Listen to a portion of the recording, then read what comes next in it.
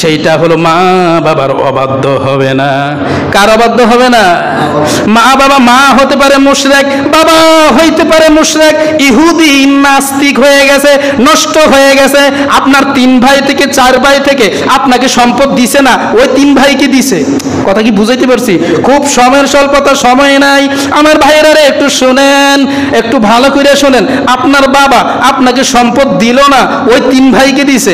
আপনাকে দেয় নাই, ওই খাবার আনছে, ওই 3 ভাইকে দিছে, আপনাকে দেয় নাই। ওই যে আপনার 2টা বোন আছে, 3টা বোন আছে, বেড়াতে আসছে, চোখের সামনে দেখা যায় মাছের বড় মাথাটা ওই নাতিরে দেয়, মেয়ের ঘরের নাতিরে দেয়, কিন্তু ছেলের ঘরের নাতিরে দেয় না।